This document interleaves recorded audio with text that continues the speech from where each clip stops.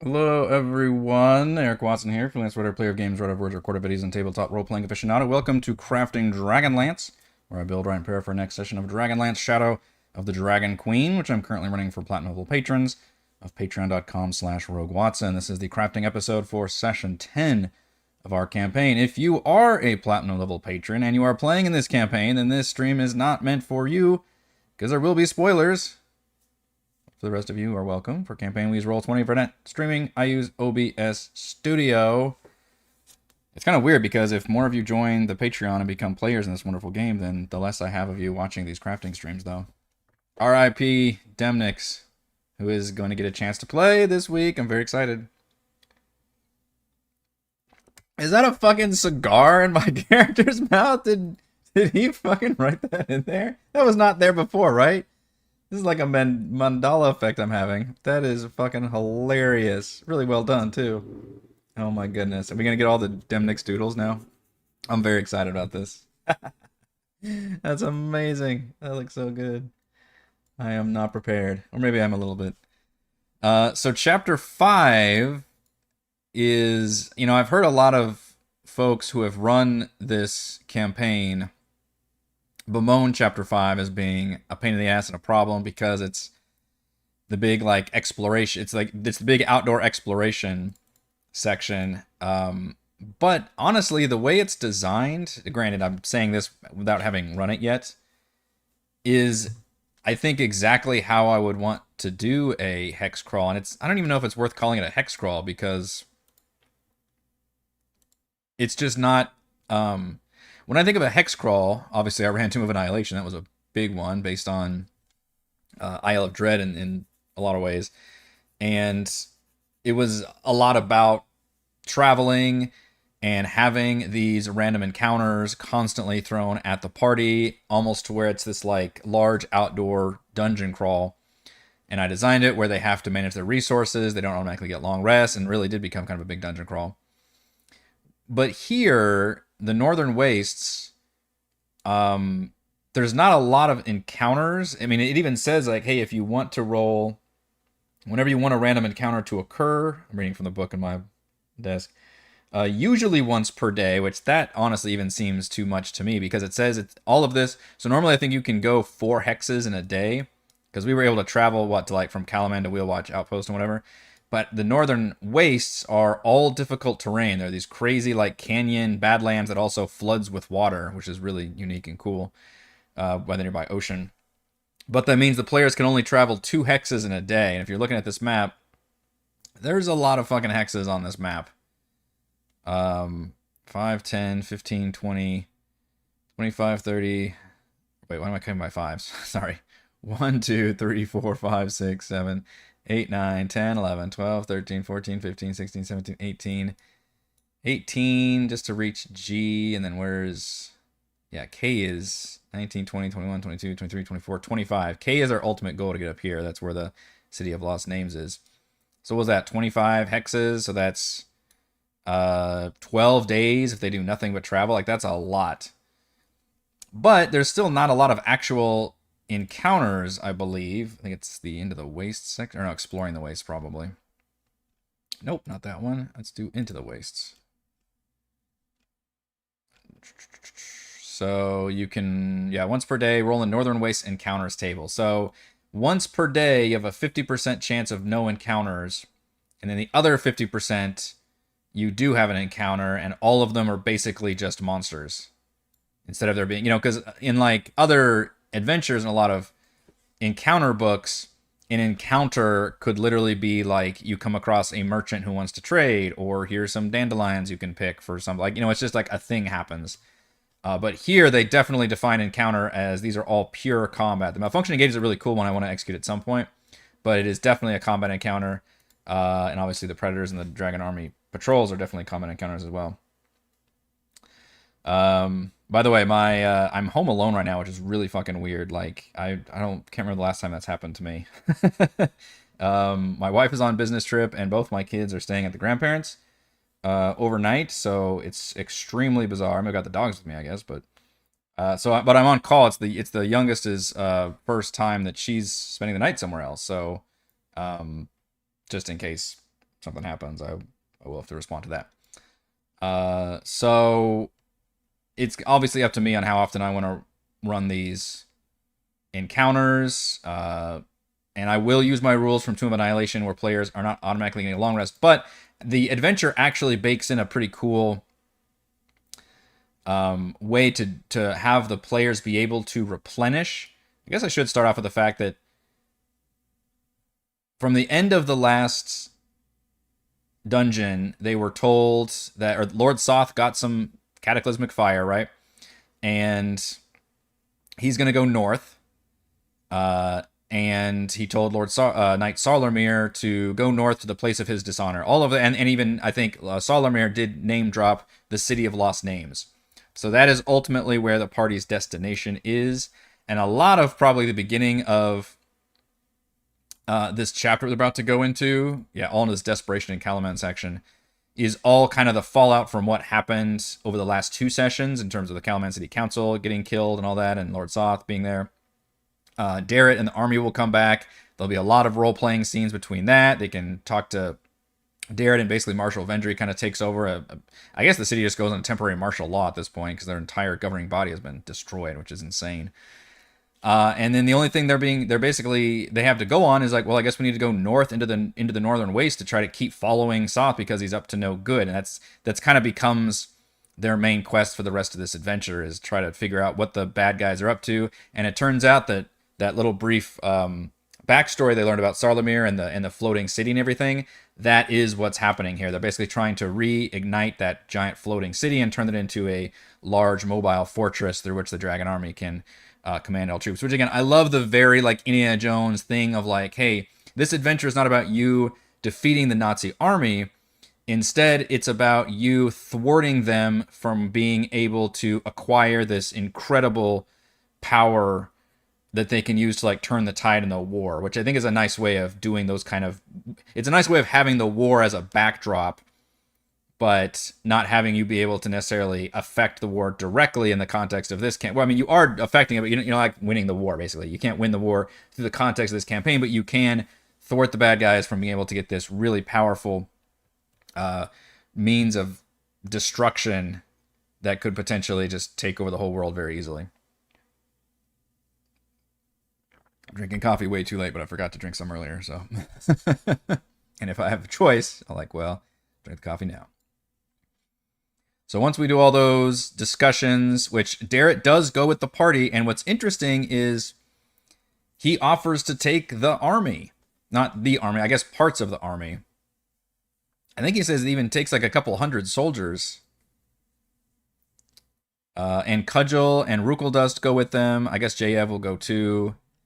The campaign kind of forgets about Jayev, but I'll include him in that. Darrett asks Vendry to let him take the characters and a contingent of troops into the Northern Wastes to investigate whatever the Dragon Army wants there. She has the characters leave while she and Darrett discuss details. Suggesting they visit the castle of Small Emerald where they can about the Northern Wastes. Darrett will be given a command of a few hundred soldiers. It's a weird thing, and I guess it's just an excuse for the game to be able to use that kind of accompanied board game section at some point again, so that you can have like a more war game thing to it. Because honestly, the adventure works better if the party's not necessarily with the army. And I think the way it's supposed to work and the way I'm going to have it work is that the party is going to go ahead of the army, and basically they're going to be scouting out these areas, and then they can go back to the army, rest up, and then the army can move. You know, because moving a couple hundred people is a huge ordeal. It's logistics about army crawls. And so the army will basically serve as their mobile base of operations, who are, slowly going to be moving up, and they can be in communication. The Fargab will probably come in handy there. I think we'll have that repaired. And then Rukeldust will have it, and then they can communicate back with the army so that they can kind of tell the army to move up or whatever, and try to coordinate that as best as we can. But essentially that will allow them to long rest every once in a while, not necessarily constantly every time they have to camp, but it will give them a chance to long rest once in a while as their safe zone. Hopefully we can work that out. So their goal is to just explore the Northern Wastes. All they know is to go north, and they don't know where this place is. So that's all of Chapter 5, is just trying to figure out where is this so-called City of Lost Names.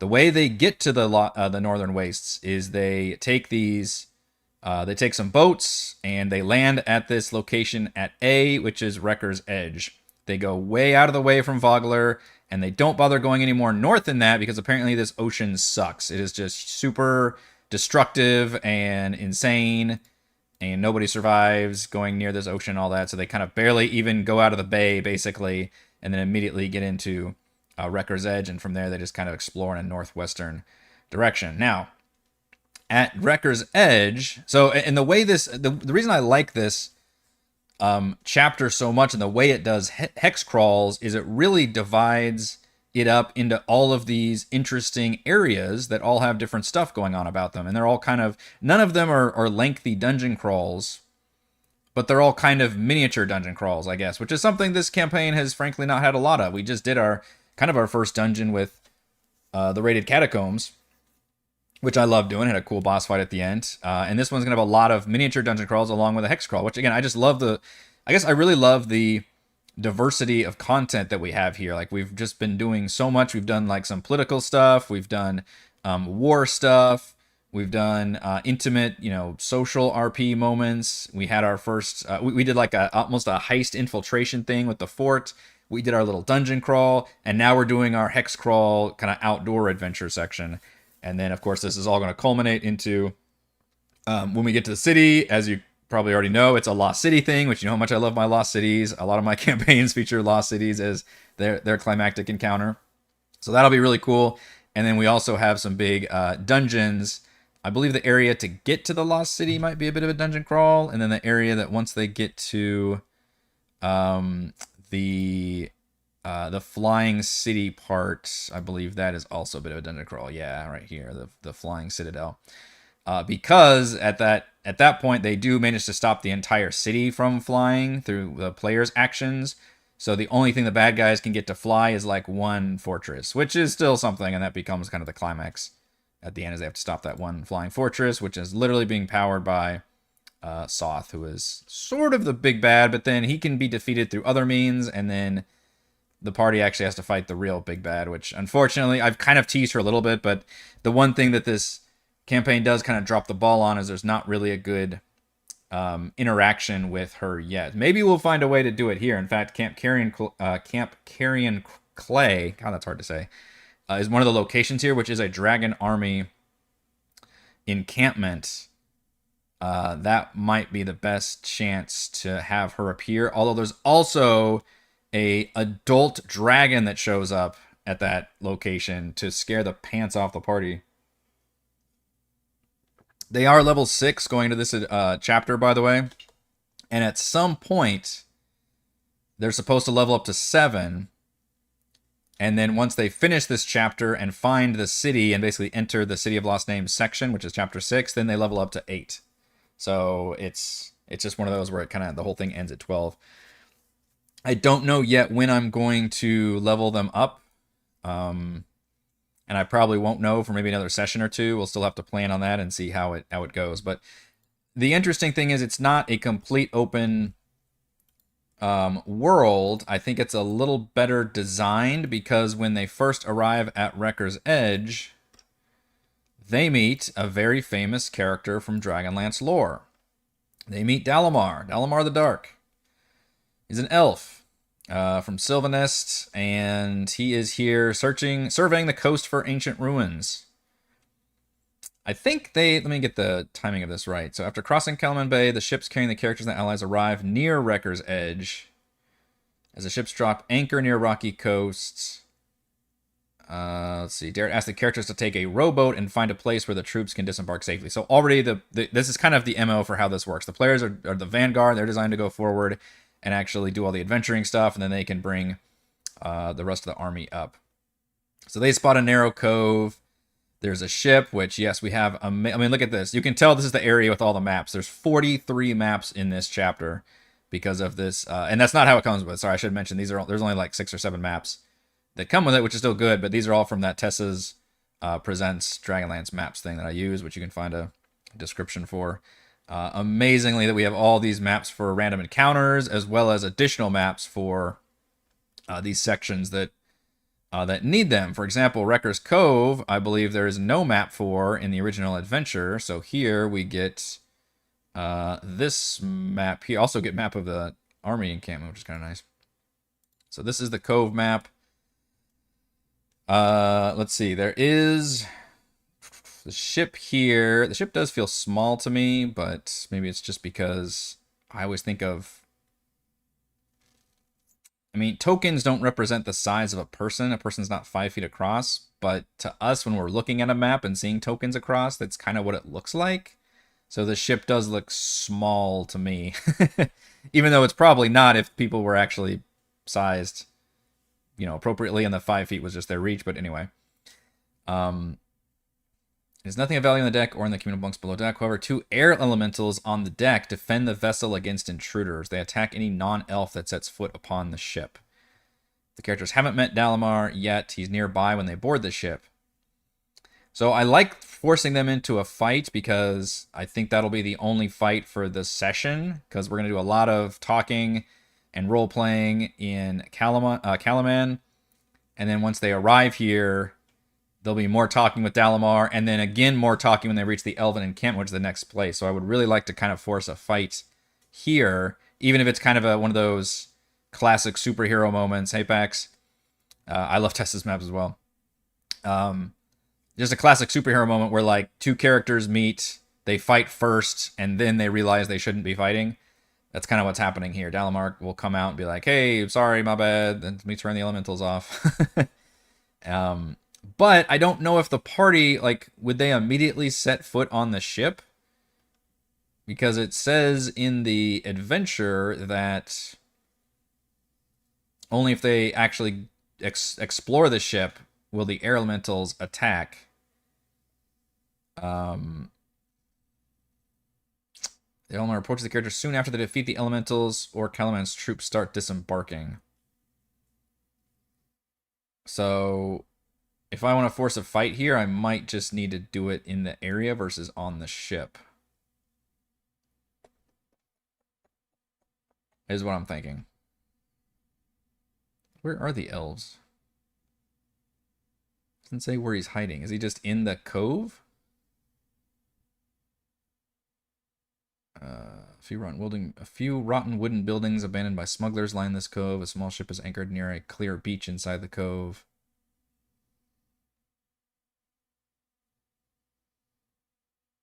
Yeah, it doesn't say. It just says he's nearby when they board the ship, and an alarm spell cast on the deck alerts him to their intrusion. He might approach them anytime after they defeat the elementals. So I guess there's nothing here except the ship, and then the elementals attack.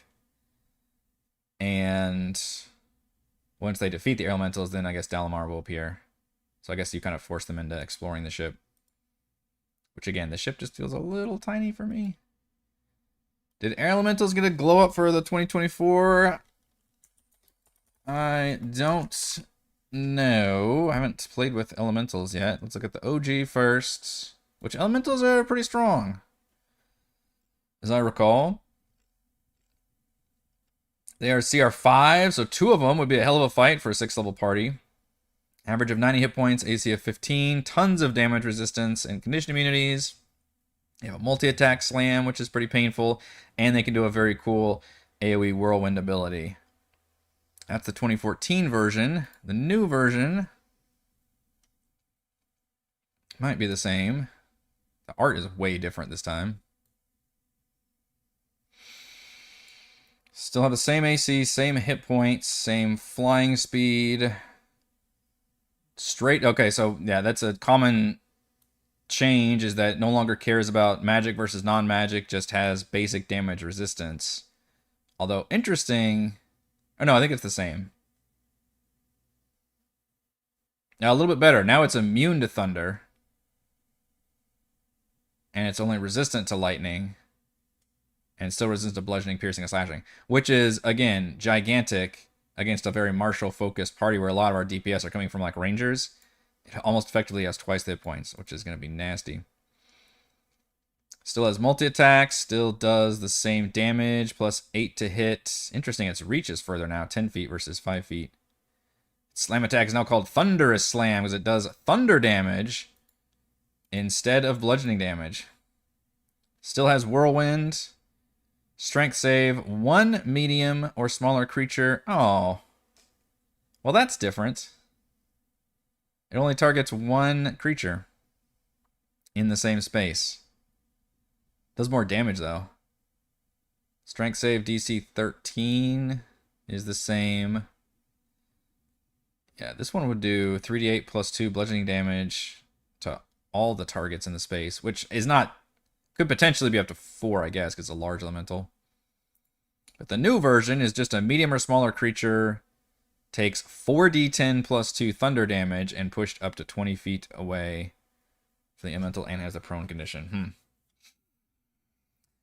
That's interesting just to knock people around, but action economy-wise, I wonder if you're doing more damage just by doing its attack, because you can attack twice with its Thunderous Slam attack. So, I don't know. Maybe a slight nerf or just kind of a sideways change on that one.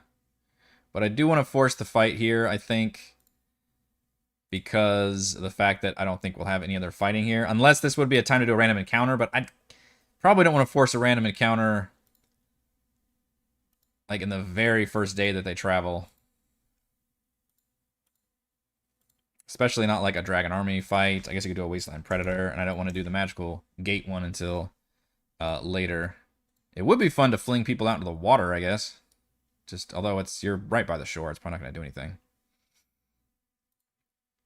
I could also just attack them if they get anywhere near the boat. So, they fight the air elementals, they meet Dalamar. If the characters mention the City of Lost Names, he pretends not to recognize the name until he knows more about the characters, but he does invite the characters to return with him to his group at the Elven Encampment, which is Site B. Not the Lost World, just Site B. Then go back to give directions to Wrecker's Edge or to Zip's Shore. He's curious about Dalamar and the elves. He suggests the characters investigate the Elven Encampment and determine whether they can be trusted.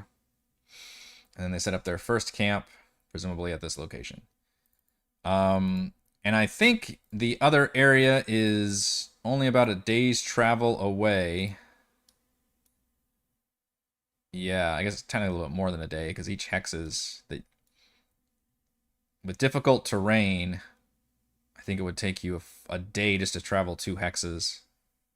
But I would probably make it where you can reach B in a day or something.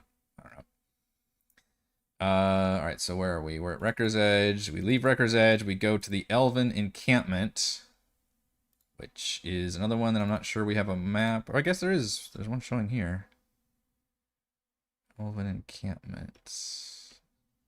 Or no, that's just showing his picture. It's this one. Tessa saves the day again. Although I don't know if the lighting is on. No, it doesn't have any dynamic lighting, so I'll have to add that, and I'll have to add all the elves, unfortunately.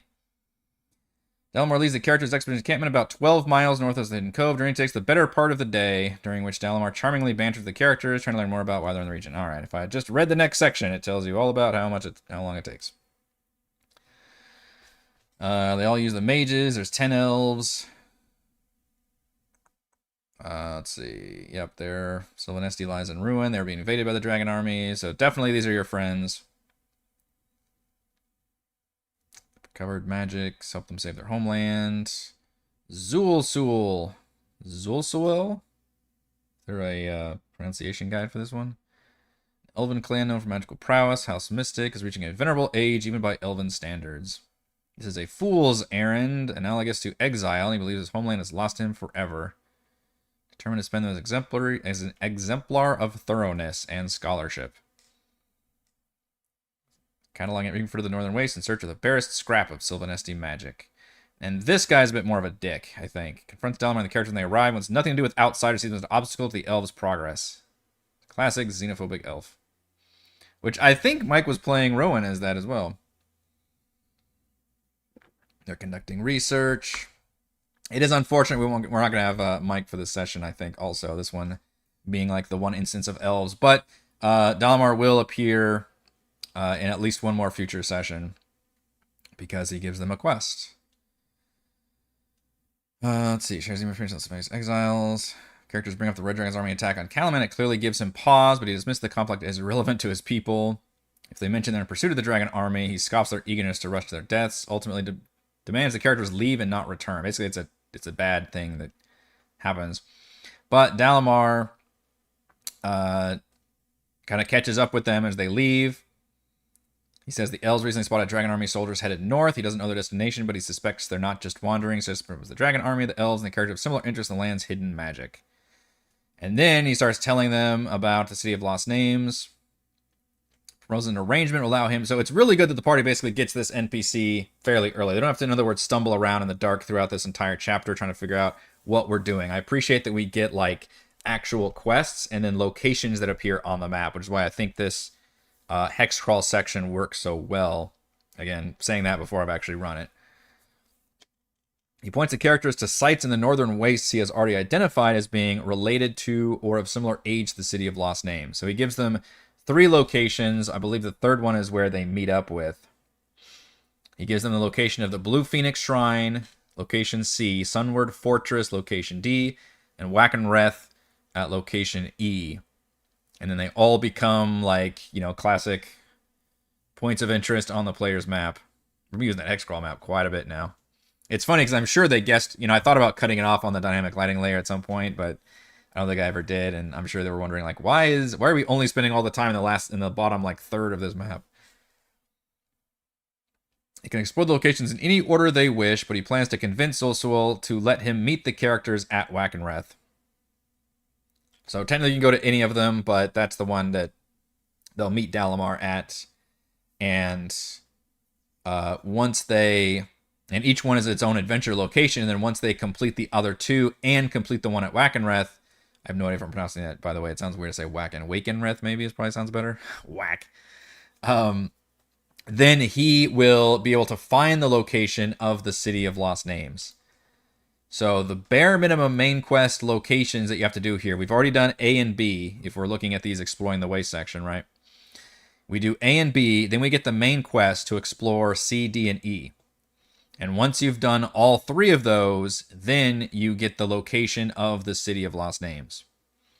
So that leaves the other half of the locations are basically side quests, but I think they're still integrated in some interesting ways. So for example, when they go to see the Blue Phoenix Shrine, they meet the Sea Elves, and then the Sea Elves will give a quest that says, hey, some of our fellow elves got captured by the dragon army, and they've got a camp at Camp Carrion Clay. That's getting tricky for me to say. Please go rescue them. So that's how they'll get that location, for example. In Sunward Fortress, they'll find a captive who is from Heart's Hollow, which is actually a town in the northern waste area. And of course, that person will be like, hey, help bring me back to Heart's Hollow. And then at Heart's Hollow, I believe they will get a quest to explore Blue Maw Cave. So you can really see how you get like all these different things appearing on the map. And then I believe the final location, Dreadwolf Cave, you actually get from Dalamar after he points you and says, hey, I found City of Lost Names, here it is. But also, I want to go check out this other site that's close by, which is Dreadwolf Cave. So I believe that's how I've written down my notes in terms of how the general adventure is structured. And it still gives the party several opportunities to split up and decide in what order they want to tackle things. So we arrive at A, we go to B, talk to the elves, talk to Dalamar, and then Dalamar specifically gives us the locations at C, D, and E, which I'm really bummed they didn't just put the names of the things on here. I guess, does Dalamar know what they're, or does he just know the location? Let's see. He points the characters to sites in the northern wastes. In the northern wastes, he has already identified as being related to or of similar age to the City of Lost Names. Okay, so I'm not sure after Dalamar knows their locations. So maybe they don't actually know what the names of these places are. So maybe I do just use the letter notations.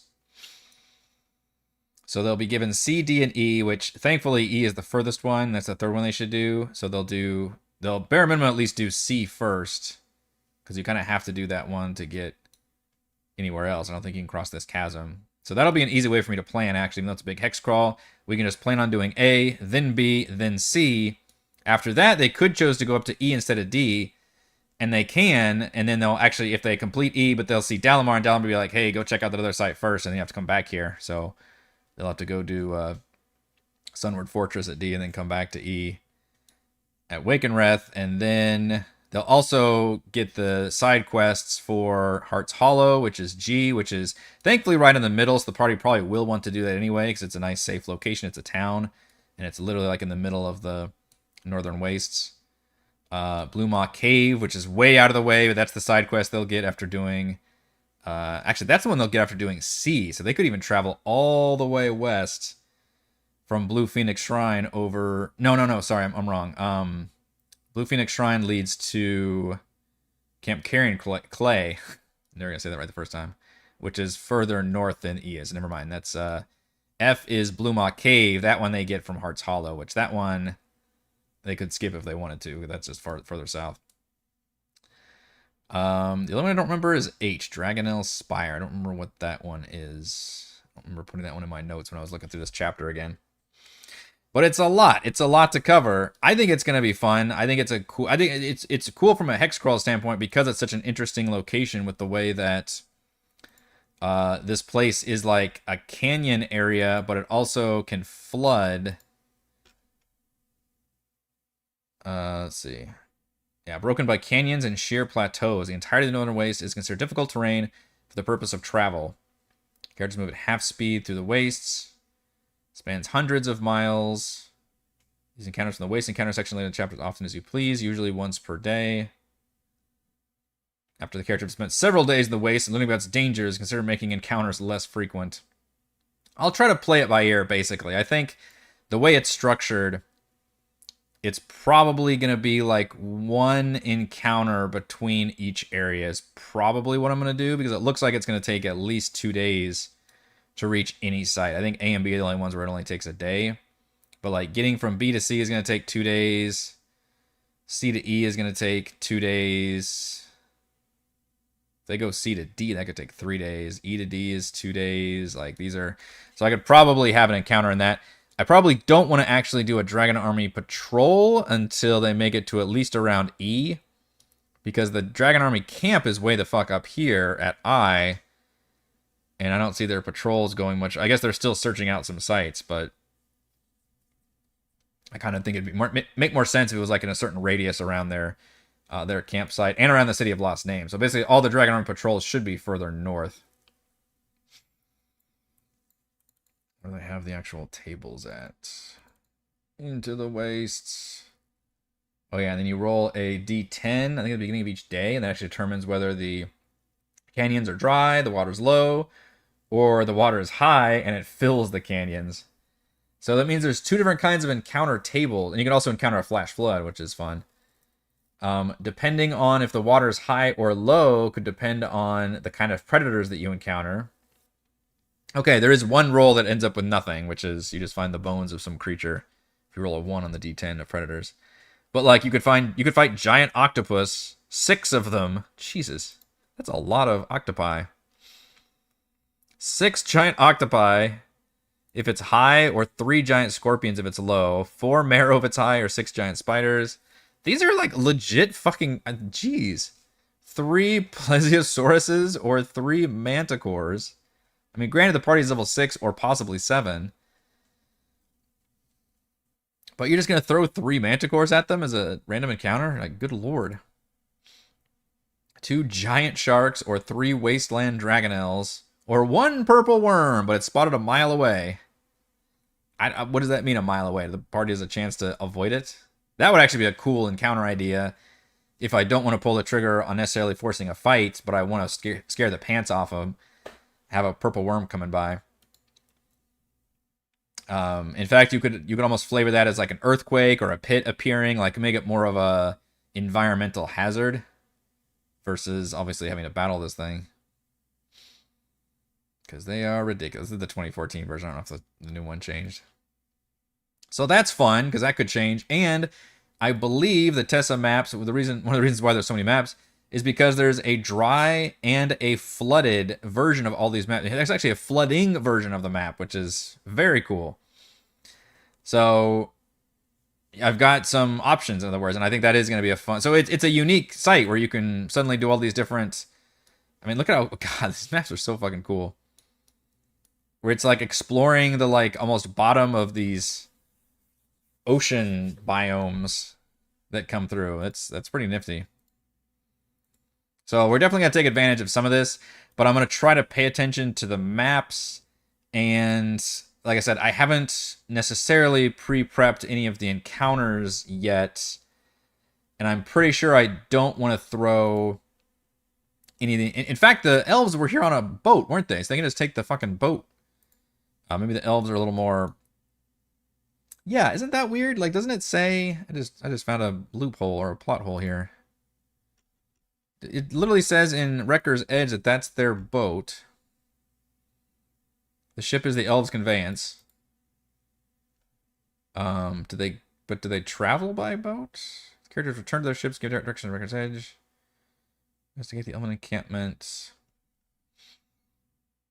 Invites the characters to return with him to his group. Dalamar leads the characters to his expedition's encampment about 12 miles northwest of the cove. The journey takes the better part of the day. So, do they forget that the elves got here on a fucking boat? Or do we just assume they take the boat back and that's why it takes a day because they're on a boat travel? I don't... That part is interesting. Because I almost forgot about the boat myself. But it's like, wait, if you said you came here on this boat, why are we leaving this boat here and going all the way back to the encampment? Or maybe that's where they just left their boat. And then they put their camp up here, but then they're all the way back at the boat for some reason. I'm not sure how that works. I'll have to figure out that little discrepancy. But if they... So, in other words, I don't plan on throwing any encounters at them, especially while they have Dalamar with them, who's a very critical character in the Dragonlance lore. But once they leave the Elven encampment and start traveling towards sea, we'll definitely want to throw at least one of these encounters at them for sure. And I'll probably be close to the Predator Waste. I'd probably do the Predator Waste one more than the Dragon Army ones, because I think the Dragon Army ones just lead to suspicions, and the party gets a chance to like capture somebody. It just kind of creates some headaches for the DM. There is one particularly interesting random encounter, though. Which, God, I keep wanting opening exploring the waste. It's not that one. It's Into the Waste. Which is the... Where is it? Malfunctioning Gate. Characters find a stone archway lined with sigils. The gate used to be a teleportation gate. As soon as a character approaches, the magic kicks up nearby debris that animates as a hostile clay golem. That's a pretty cool little boss fight. Golem goes berserk and just fights till it's destroyed. But then the party can, if somebody's a spellcaster, they can investigate the gate. They can either spend a spell slot or succeed on DC 18 Arcana check. That's kind of interesting. The gate then stabilizes and serves as a permanent teleportation circle linked to its partner gate, which can be in any hex on the Kalaman region and Northern Wastes map you please. So that's a pretty big deal. So putting that in a certain spot and then having them be able to teleport to another spot would be very interesting. In fact, that would be a good spot to maybe get them to Heart's Hollow. It does say perhaps near Wrecker's Edge or High Hunt the Plateau that hosts Heart's Hollow. Hosts Heart's Hollow is not something I want to say too often. So I like that idea of them having this mysterious teleportation gate, having to fight a boss monster to get to it, and then stepping through not knowing where it's going to appear, and then have that actually lead them to Heart's Hollow at G, because G is a safe town and where they can get more quests and some information from. But, of course, I don't want to throw that at them too early, because that could allow them to skip around a bit. So probably the best time to do that would be after they meet with Dalamar and get the location of the City of Lost Names, so that then they won't feel like, well, we have to make it all the way up here. Because like once they do that at E, then I'll reveal K, I believe, to them. Let's actually skip ahead to E. So if you notice, I'm talking about the whole overarching chapter, so I make sure I get my order of operations correct before we start talking about individual places, other than, I guess, A and B at first. So once the characters learn, if they haven't already, that Blue Phoenix Shrine is a holy place of the god Habakkuk, and the Sunward Fortress holds the Slotty spawning shard. Dalamar needs 24 hours to reveal the information, complete his research. Afterwards, he directs the characters to a mesa at the northern edge of the waste called the Giant Spine, which is Area K, where he believes they'll find the City of Lost Names. So he does give them that location. After they've done C, D, and E, at E, he gives them the location of K. So at that point, we can, I think at that, in fact, that might be a good chance to level them up, now that I think about it. I wonder if that would be too early. The adventure suggests doing it after they've done, I think, 3. Let's see. From 6th to 8th level. It's up to you to decide. With the characters gain these levels, consider using 2 of the following suggestions. The characters gain a level after completing 3 adventuring locations, which I would not necessarily count A and B at that, because they don't do anything at B. They just talk to people. The characters gain a level if they accomplish an extraordinary feat, such as rescuing the bronze dragon egg from Camp Carrion Clay, and the characters gain a level once they find the passage leading into the City of Lost Names, which that one is just gaining it for completing the chapter, essentially. So we only need them to level up once. So basically we choose to either do it, we have to just pick at some point to do it in the middle of the chapter, which maybe E might be, I mean, getting the location of the City of Lost Names is probably worth it, and that would have them be doing 3 adventuring locations, which would be C, D, and E. So once they've finished all 3 of those, and then Dalamar gives them the location of the city, then we can probably level them up to 7. And then that will open up more random encounters that they'll have to do while they trudge their way through this area. By the time they do that, they should also already have the locations of... which ones will they have? Oh, they'll get J, which is Dreadwolf Cave. That's the other one. The other quest that he gives, I believe. Yeah, once the location of the City of Lost Names is revealed, Dalamar is willing to conclude his business. But during his research, he discovered a powerful source of magic to the north. He asked characters to escort him there, not knowing the location is Dreadwolf Cove. I forgot he actually goes with them. If they do, he promises to reward them with whatever they find there and a future favor. Wonder if I can do that quest without him going with them, though.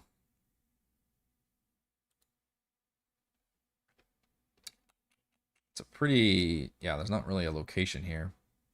They fight an Ankalox, which is a pretty powerful undead creature. I believe they fight this in Wakenwrath as well. 150 hit points, CR 9, just a brute, nasty creature that grapples you within its ribcage. Giant undead demon dog thing. It's destroyed, searches the cave, finds source of the fog. Remnant of a destroyed orb of dragon kind.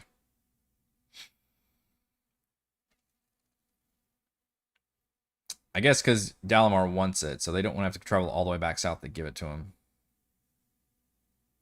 Dalamar's schemes don't have ramifications. The rest of the adventure, you can develop them as you please. He won't attack the character of the shard, but he will bargain for it now or concoct a way to steal it later.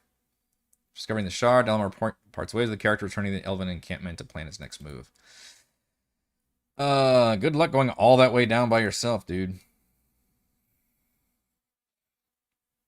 So... that's awkward. Because that would, if he, it's awkward because if he accompanies the characters, that kind of forces them, you know, if it was an other RPG, it'd be like, all right, well, now they got the super powerful NPC, I'm not going to go there, I'm going to do all the other things and drag you along, but that's not how I want this to work. If they go straight to that location with Dalamar, then that means he's going to help them on all of these different, I think he's only supposed to be the mage stat block, but, I mean, the regular mage stat block's still pretty good. So I don't know if I necessarily like that one versus just telling them to go there. But then if they would have to go all the way back to him, that would really suck for them. Maybe he can meet them there somehow. It's near the coast, so maybe he can go get his ship and meet them there after a bit. I don't know. I'll figure something when we get to it. Or we could just skip that location entirely, because it's not a big deal. You basically travel all that way. I could also move it. It doesn't have to be up there. It could be further. I can move. The nice thing is all these locations are on the GM layer, and I did that with Tomb of Annihilation as well.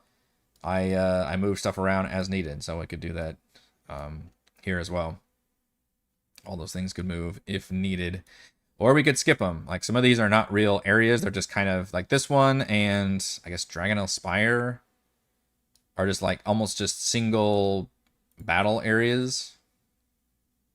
Yeah, this one is nothing. 12 Wasteland Dragonels layer atop this rock formation, which looks like a dragon. Okay. So neither H or J are particularly interesting. Adventuring sites, like the rest of them, are a lot more interesting and have cool little dungeon things going on about them. Have the gate connect EJ. Oh, the malfunctioning gate.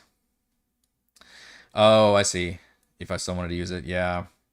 The only problem is the party would they only come across the first gate and they would never know where it goes. It was part of the interesting thing about it is they'd be like, oh, we found this gate. We have no, and also if they have Dalamar with them, like he's not gonna go through the gate. He's gonna be like, all right, we don't know where the other pair goes. It could be anywhere. And the adventure just suggests putting it somewhere, obviously in the Northern Waste, that they can teleport to. But I do like the malfunctioning gate. I just haven't determined where I want to put it or where I want to put its pair. I think being near Heart's Hollow would probably be the most useful, but then where do you put the other gate? They could also just come across it near Heart's Hollow and then randomly appear, I don't know, somewhere else, basically, after they go through it. I don't know how far we're going to actually get on Thursday this week. Because like I said, we've got a lot of story stuff we still have to do in Calaman, coming off of the last adventure. The last chapter, I should say. Talking with folks, getting their new adventure, which is to go north, and arriving at Wrecker's Edge. I do want to have a battle with the elementals there. I wonder if it's more fun to do like one air and one earth elemental or something versus two air elementals. I don't know. I'll think about it. And then going up to B and then talking to the more elves. That's probably going to be the whole session, honestly. I don't see us getting beyond the elven encampment necessarily. I guess I should start planning in case we do, but I don't think we will. I'll need to have at least one in random encounter, and then start looking at C, which is the first kind of real adventure location that we have, which is exploring this like flooded shrine that the Sea Elves want to explore, which is the Blue Phoenix Shrine, a pilgrimage of the Demnix Sea Elves from Thornton Bay. Honor the Sea Lord. Characters rescue 3 of the captured Sea Elves at Camp Carringclay while Yurko was taken to the Sunward Fortress. Oh, okay, so maybe the Sea Elves actually gives them 2 locations. Oh, they'll already have Sunward Fortress, though, won't they? Okay. So once they go here, they'll have 2 reasons to go to Sunward Fortress, then. Because that's also the one that Dalamar tells them to go to.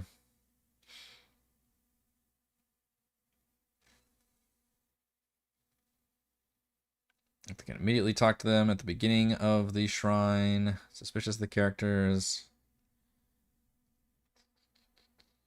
Folks, we look at the map as well. I mean, these are not very big areas. They have like 1 or 2 things about them. Oh, nice. That's cool. The Habakkuk connection. Phoenix Shrine. Is there a company? Okay, cool. There's a map for the meeting the Sea Elves. That's nice. Right there. So you can put them on there and actually use a map for that, which don't necessarily need it, but it's nice to have it. Ishvern. I don't know. Does he go with them in this adventure? Where's the character? I guess he does. Okay.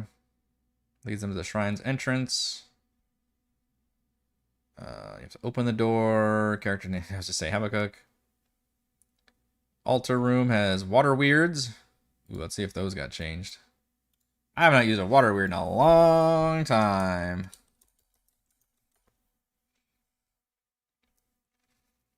OG is a CR3, AC 13, 58 hit points with the Constrict ability. And the idea is they grapple somebody and try to drown them underwater.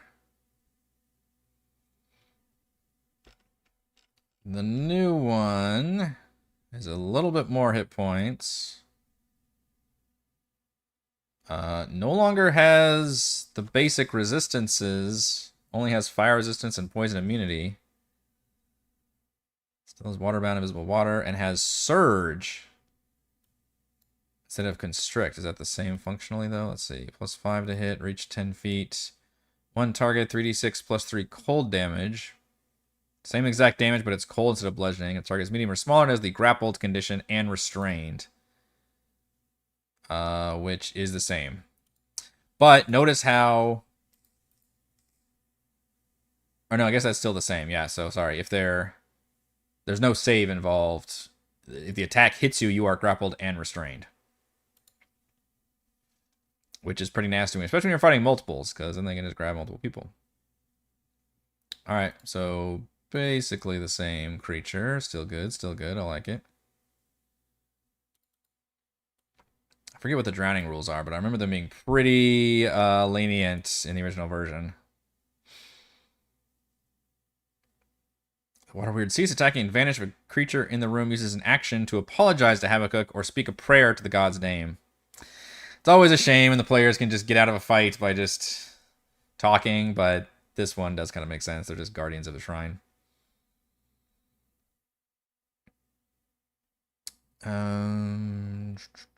Secret door, the crypt, offering chamber. You have to wash area C3, or if you open a sarcophagus, the algae on the wall coalesces into 3 black puddings. Immediately attack the offending characters. Ooh, those are also nasty. Okay. So basically you have to do all the things right, or else you can get a... I mean, it's a nice little shrine dungeon. I like it. You get a company little NPC with them.